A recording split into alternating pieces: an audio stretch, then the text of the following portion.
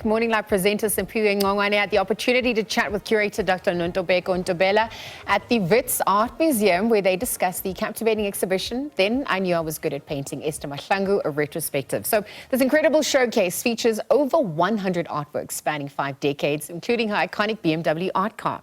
Let's take a look. Hello and a warm welcome to the Wits Art Museum in Johannesburg. South Africa's iconic artist, Dr. Esther Mahlangu's career has spanned over 5 decades, and her Ndebele-inspired printworks has captivated audiences worldwide. Now, the Wits Art Museum is presenting a landmark and a retrospective exhibition that offers a glimpse into the rich legacy that has been earmarked by Dr. Esther Mahlangu, and also we understand the contribution that Dr. Esther Mahlangu has earmarked in the South African art space. And we're now in conversation with the curator of this particular exhibition, who is also, the lecturer at the Wits University, Dr. Nontobeko Ntombela. Dr. Ntombela, very good afternoon to you. Thank you so much for joining us. Welcome to Morning Live. Thank you so much. Thank you for having me. You know, Dr. Ntombela, when we mention Dr. Esther Mahlangu, the first thing that comes to mind is her iconic Ndebele prints. But I suppose there's just more to that than her prints. We're talking about the person who has revolutionized the Ndebele culture and has revolutionized the whole painting, escapades and industry. Let's talk about this particular exhibition. I know that it offers a glimpse into her rich legacy, and all that is meant to be, celebrated in terms of her iconic, artworks. So the exhibition started in Cape Town. So just take us through how that went. The exhibition was opened on the 18th of February 2024, launching the retrospective titled Then I Knew I Was Good at Painting, Esther Mahlangu retrospective. What you see here is an extension of that exhibition, being able to see her works from as early as 1991 canvases. We are able to see the art car on display, which is a feat for South Africans as the car returns after 33 years. We are able to see some of her most popular commissions, such as the Rooibos Fresh Pack commissions that she did. We are able to see collaborations she did. Some of them are with Utata, Nelson Mandela, the Prince. We are able to see some of the important, one of the posters that she did for a conference that was on hand surgery. It's a range of things that are enabling South Africans to see her body of work in one sitting. This is something that's never happened before. Many of us have seen her works in small solo shows. Those are also yearly, and they are temporary for those periods.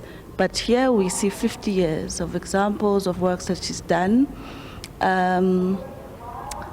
It's really very hard to explain the importance of being able for South Africans to see these works come together.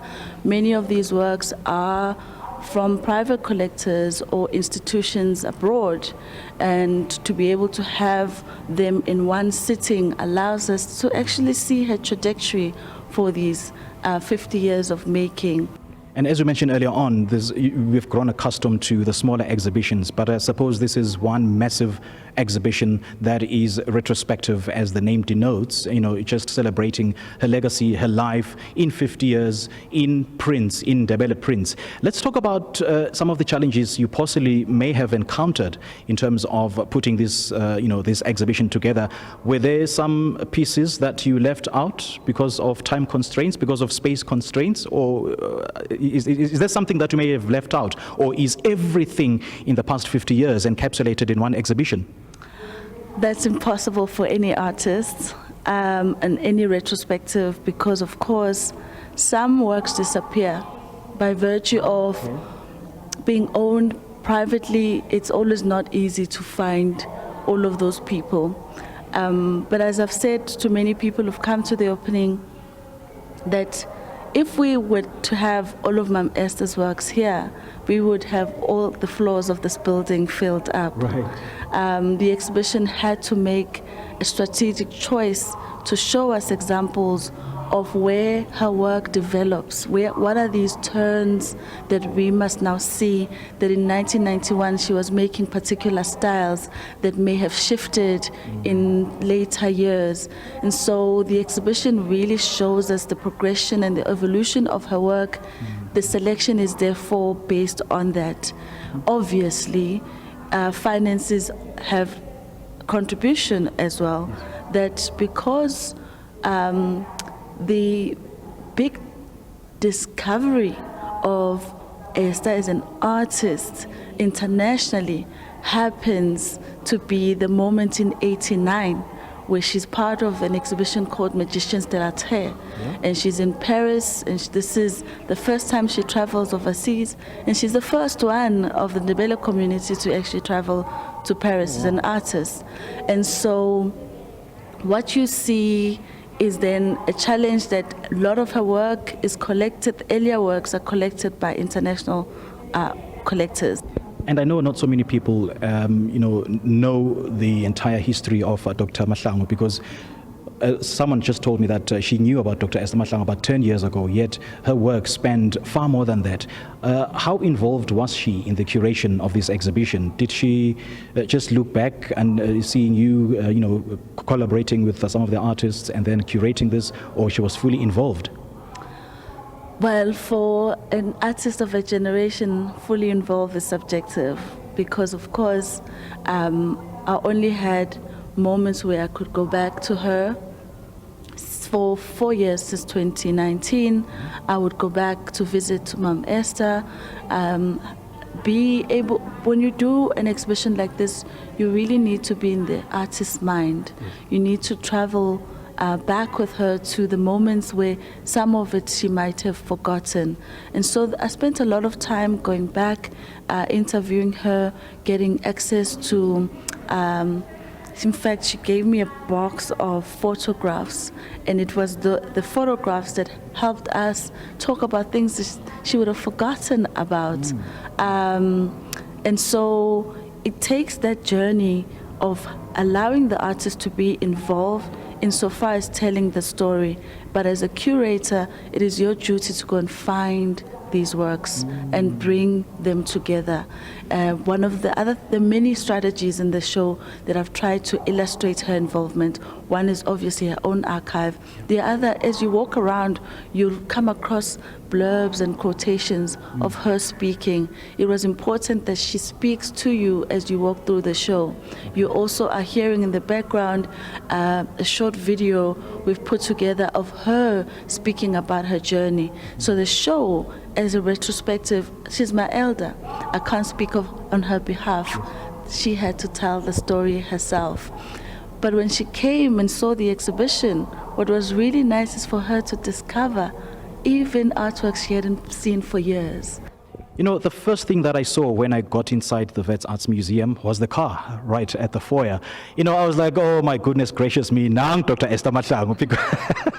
Because, when people see a Ndebele art print, they say, nang Dr. Esther Mahlangu. And I suppose that shows, the elaborate legacy that she has earmarked in terms of in the minds of everybody. So where to from here? Where is this exhibition moving from here? And are we seeing this car for the last time? Yes, we've got 3 weeks to see the car for the last time. And yeah, if people understand the value, it hasn't been here since 1991. And it tours all over the world. And we are very grateful that BMW was able to support its travel to South Africa.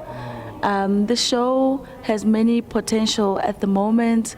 It's on hold. We're revisiting and we're busy finalizing the catalog of the exhibition. Once that is finalized, and her shows and her work are going to continue to show elsewhere. I believe that there's an exhibition in 2026 in California that's happening. There are many exhibitions and endeavors.